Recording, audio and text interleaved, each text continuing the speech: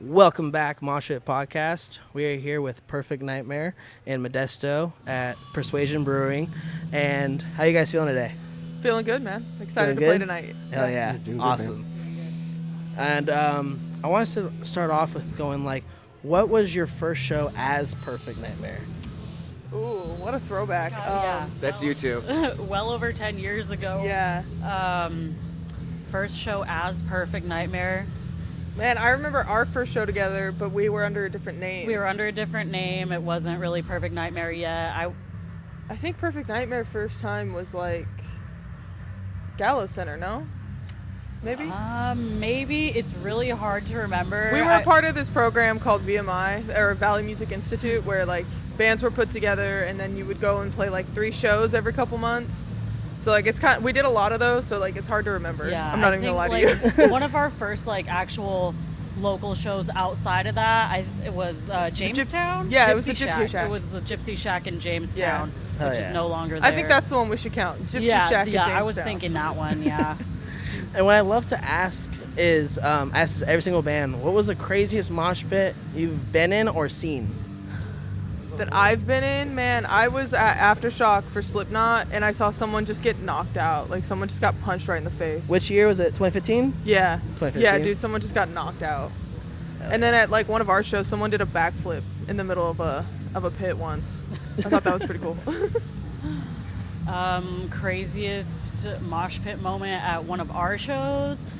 Currently, I feel like I can't recall, but like a show that I've been to recently that was pretty crazy was Slaughter to Prevail at the Catalyst in Santa Cruz. Ooh. Yeah, that was intense. I wasn't in it, but I saw it. And as Slaughter to Prevail, like, person that watches it, your vocals are just fucking insane. Thank you. I've showed a lot of people, especially in the sax scene, I'm just like, you guys people in your fucking lineup. How about Larissa? How about you? Yeah, what you got, Emily? Probably Lorna Shore, Chaos and Carnage. I don't remember what year. I think that was like 2022. Ooh. Yeah, I think I remember that one. I saw them at Ace. I think it was Ace of Spades. I saw them at. Yep. How about you? For Perfect Nightmare, probably New Year's. Yeah, New Year's Mari is likes wild. to wander into the mosh pit during some of our songs, and that was one in particular where she had to get the fuck out of there You because it was couldn't getting a see little too her. intense. Like, she's so tiny, and she Yeah. disappears. As far as overall, I don't know, man. Slayer's had some pretty savage pits, but I'm 37 years old, and I've been going to shows since the 90s, so it's really hard to like pick one. But I guess like maybe one of the Family Values ones. I saw a couple of them. You know, people had to get evacuated because like broken bones and shit. But Which Family Values did you go to? 99. The 99? Oh, that's a good one. That's Yeah. a good lineup. I wish they'd bring stuff like that back, man. Oh, yes. Absolutely legendary. Or almost like switch the name up and like just like do that same kind of lineup. Yeah, dude, it was just cool how like and I wonder if it's gonna happen again because like kind of new metal's kind of rising again. If like the new metal like hip hop kind of blended in, and so you'd go to concerts where you'd see like Korn, Limp Bizkit, and then suddenly there's like Redman, Method Man, and Snoop Dogg and stuff like that, and like everybody's just like all cool as one, man. It's just I hope so too because they're bringing Mayhem Fest back too. yeah. I'm so excited saw for that. That's gonna be fucking awesome. I saw it's gonna be sponsored by Rockstar. Oh really? Yeah. I think it used to be too originally. Was it Rockstar? Yeah. I wasn't sure if it was Rockstar or Rock- Monster. It was one of the two, and they always sponsored tours and festivals like that. Yep. So I know. I'm really excited for Mayhem to come Because like back, too. I'm working Aftershock this year, and I want to ask Danny Hayes and be like, what happened with how much did you pay to buy out Monster Energy? Of just like what the fuck? Because that shit's wild. Yeah, for sure. But what do you remember from like your first practice as Perfect Nightmare? Just like in studio, just practicing, getting ready for a show or something like that. Well, I mean, with this current lineup, it was kind of at Emily's place, getting Emily caught up on songs and kind of working through that. For me and Mari, it was at our old music teacher's like studio he used to have.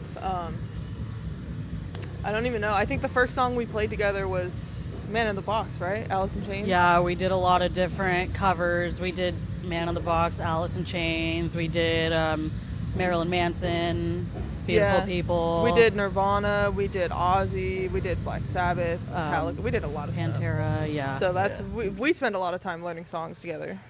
Like, yeah.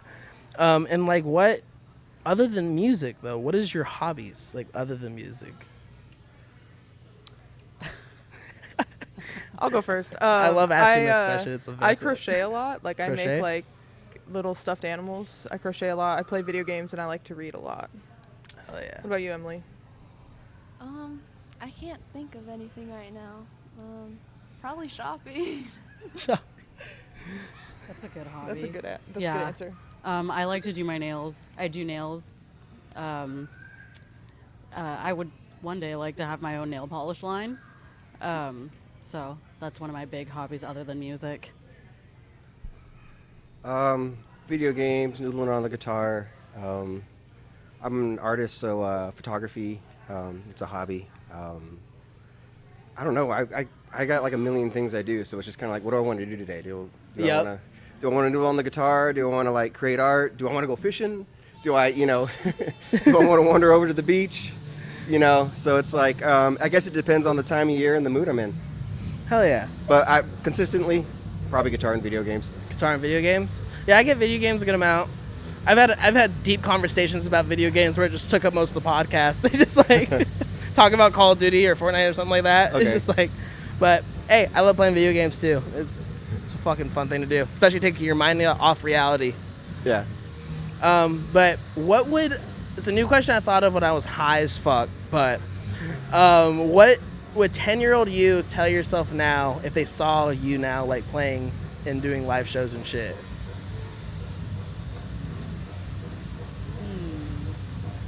10-year-old me would honestly, because when I was 10, I wasn't really into all this stuff yet. So I think 10-year-old me would honestly be like, what the fuck? Yeah. What are you doing? Since when can we make that noise? Yeah. Are you just angry or something? I know. Why are you so mad all the time?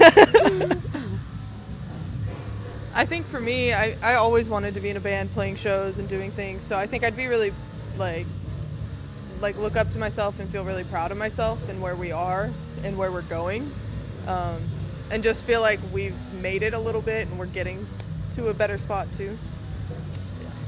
Oh yeah. I think 10-year-old me would be pretty shocked because I've been a fan of Perfect Nightmare for a really long time. Really long time? How long have you guys been playing as Perfect Nightmare? Oh, over 10 years. 10 years? Over Damn. 10 years, yeah. We were young. What was the question again? What would 10-year-old you tell yourself now if 10-year-old me? Yeah. Whoa. Probably, hey, it's going to be all right. I know it's been rough. Yeah. I think, because I like to ask that, I want to ask that question because it's just like, it gets you guys as the band to reflect back to where you started as a child. Yeah. To like where you are now. Mm-hmm. Because I have to do that sometimes when I leave a show or something like that. I reflect back to where I started or when I wanted to get into this music industry of doing podcasting and all that stuff, which I love. And what's like going into that, like maybe it was a young time or recent, what was your favorite concert memory that you can look back on? Like what's a story that you're like, holy shit, I gotta talk about this? Like recent concert? You can do recent or you can do past. Of ours or just ones we've been to? Either one. Okay. Either one. Oh man, that's hard. From the past, I'd say probably one of the best. Like holy shit! Now looking back on it, I'm so glad I was there for this. But I think it was Sounds of the Underground or Monsters of Something. But the lineup was, and these bands weren't as big as they are now at the time. But it was Job for a Cowboy. Mastodon opened, followed by Job for a Cowboy, and then they had Children of Bodom, In Flames, Megadeth, and then it got capped off by Slipknot. Wait, no, Slipknot, and then capped off by Megadeth. At the time, we didn't, like, Job for a Cowboy had just burst on the scene. And I was just like, I don't know what they're fucking doing, but I fucking love it. Because, like, grindcore wasn't really a thing yet. It was just kind of like, it was just this insanity. And when I went and listened to them on album, I was like, wow, they didn't really capture like what that was live, really well. Same with Mastodon. Like that was the first time I'd ever heard like a Soldano being played live. And at the time, as a guitar player, I was just in awe with the tone. And then, being able to see Alexi Laiho in those glory years in the mid early 2000s, just as the wild child, jumping out of the car. It was around the Hate Crew Death Roll era. And then In Flames before they kind of really, in my opinion, softened up a bit. They went back hard again, but they kind of for a minute there they kind of went into that new metal phase. And Megadeth with Chris Broderick, and would be the last time I ever saw Slipknot with Joey. So, and they were rolling hot in off of the All Hope Is Gone album. So it was it was a hell of a set list.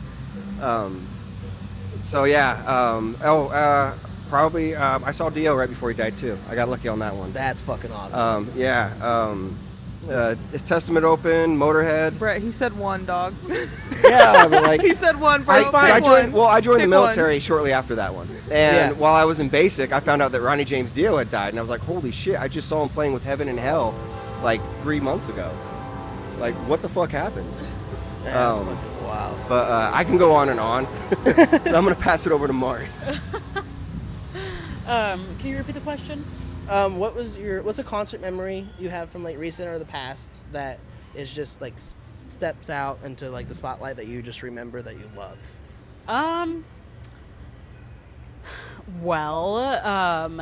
One of my all-time favorite bands is Bullet for My Valentine, and I've seen them a bunch of times. And there was one time where I saw them at the Warfield in San Francisco during their Venom album cycle.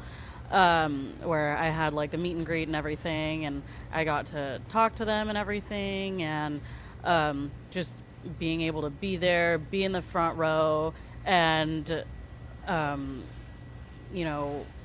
kind of like interact with them. Yeah. Because I've seen them so many times that it's just cool when they make eye contact with me and they kind of like know who I am at this point. I'm the crazy fan. So that's just always been cool for me, like, to, like, have been a fan of them for so long, and then, like, to see the way that they actually kind of, like, notice me, and then, like, when I saw them at, like, Aftershock in 2018, like, it's always, like, really special when I see that band, because they really, like, touched me and made me want to do music when I was young, and so each time I see them is, like I said, it's just very special to me.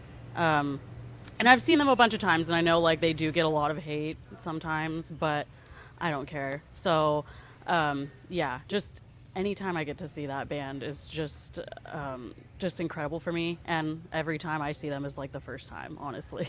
Oh yeah, I feel the same way about Korn. Oh yeah. Oh yeah, I'm that kind of. I've seen them like 10 times, and every time I see them, I feel like it's the first time I've seen them. Yeah. So that's how I feel. Yep. Yeah, when the first album came out in the 90s, and I was just like a wee lad, but like hearing Blind on the radio was just like, and hearing guitars tuned that low. Like, I just didn't understand like what I was hearing, and like their whole, like everything that followed up was just magic after that. And like, and especially like Head bringing the 7-string up to like rise of people like starting to play 7-string, and like all the shit that they did was just like, because it's like, they got a lot of things of like, are they metal? Are they new metal? Or it's like, it's so much stuff without it. I mean, they were a great gateway band. Yes. Because they kind of were like, they were heavy, but they also kind of this industrial pop fusion kind of going on. And they, like the 2000s metal got really, really big. And they're part of what made that big. They brought so many, I mean, during the MTV era, they were the metal band that was breaking through and getting like the #1 slots on TRL and shit. So they really kind of broke the ice and introduced like a whole new like era into heavy music. Hell yeah. Yep. Fucking love those guys. Korn, love you. I think for me, a recent one, I got to see one of my favorite bands, Beartooth, in February. And I've followed them since their first single came out like over 10 years ago. And I've seen them so many times, and I've just seen their growth every show, how much bigger they've gotten, how much more production and what all goes into their shows, and then just seeing like like Caleb Shomo like just develop as a front person. Yeah. And like this last time I saw them, their stage show was like one of the best I've ever seen. Like their whole stage run was incredible, flawless. They sounded amazing. They all had a great performance. It was epic. It's honestly like what I strive for us at some point. And it's just really cool to see like bands that I've followed since I was really young, Yep. like 10 years ago, just to see them finally hit the stride that they deserved to hit. And it's been really cool. Like they just had 2 straight number ones on active rock radio. Yeah. So like that's really cool to see. Yeah, I'm like that with Knock Loose and Wage War. Because I remember seeing Knock them. Loose is on a rise. Oh, yeah. I legit talked to the drummer at Sick New World, and I was like, it's going to be weird seeing you guys after you've blown up. Because, like, seeing them set up their own stage and then just start playing and then having, like, 5 people in the pit to having the entire, just, like, everybody in the pit was insane. And, like, meeting Chris from Wage War and seeing them grow as well. Like, when they blew up after Manic. Yeah, Manic was big for them. Yeah. I remember that. I was just like, fuck. How about you? What was the show? Recently, I saw Chelsea Grin at Ace of Spades, and after the show was over, we saw Tom, and like me and my friends were just like, oh my god. And we went up to him and we got to talk to him for a while. He was super nice. Yep. Yeah, Tom's really nice. I remember meeting Tom at, you guys know the Mosaic? Oh yeah. Second show at Mosaic, Tom and Baby J from Darko just show up. And I was just like, what the fuck are you guys doing here? We're like recording a new album. And I was just like, but you came to Mosaic? But yeah, Tom is a really nice guy. I remember seeing him, I remember telling him, because I started listening to him in middle school. And I was just like, dude, you changed my life. And he was like, you changed your life. I was like, thank you so much. Yeah, and getting more back into the musical aspect of everything, what's your favorite song to play live as Perfect Nightmare? Violence. I think I'll have to go with Decay. It's a little bit newer, but I really love that song. Yeah, I'd say Violence as well. Yeah, it's got a fun breakdown. Probably Violence or Dead to Me. Dead to Me is a lot of fun too. Yeah, that seems like fucking fun. I wish because like I remember getting in this musical industry, I was just like, I want to be a part of it, but I don't know how to do music shit. I was like, and then I remember meeting Katie from Sirius XM Octane. She's like, just do interviews, and I was like, all right, I'll try it. I love Katie. Oh yeah, She's my favorite. oh yeah, she was the one that got me to start this shit, and then get me to spread out and shit. I love her so much, and like leading up to the last question for you guys, what was the idea behind naming the band Perfect Nightmare? I feel like Mari should take this one. I mean, I remember we were at Steph's house trying to come up with a band name. And We were sitting in my bedroom. We were sitting in my Steph's parents' bedroom. house in my childhood bedroom. And I remember we kept coming up with these names. We were like, no, no, no.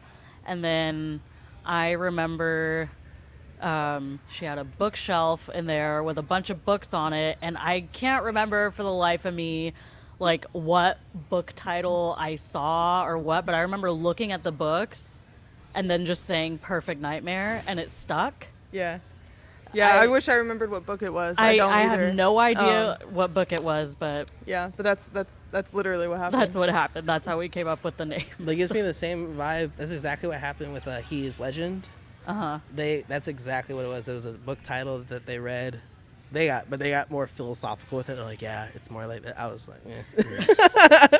We just needed a name. We just needed a name, and everything we were coming up with was trash. And then we were just sitting in there, and she glanced at my bookshelf, and then it was the next thing I just came out of her blurted it mouth. out, yeah. And here we are, 10 years later. Yeah, I remember when I came up with Mosh Pit Podcast, I remember sitting on the lawn at Aftershock, deciding I was going to start doing podcasting, and I was just like, I'm going to name it Mosh Pit Podcast, because I was like, started moshing when I was 12, and I was always the kid that'd be like, oh, there's the Mosh Pit kid. And that's what I just derived from, of just doing mosh pits, because I feel like mosh pits is just like, I love everybody in the crowd, but I feel like the mosh pit is just the most like in love with the music, of just expressing their emotions through physical activity kind of way, which I love. But I do want to thank you guys for coming on and taking time to come on here. Absolutely. Thank you for so having much us. for having us. And I can't wait to see what you guys do in the future. And go follow them. All their stuff will be down the link below. And do all the fun stuff. Follow, like, subscribe, comment, all that great stuff.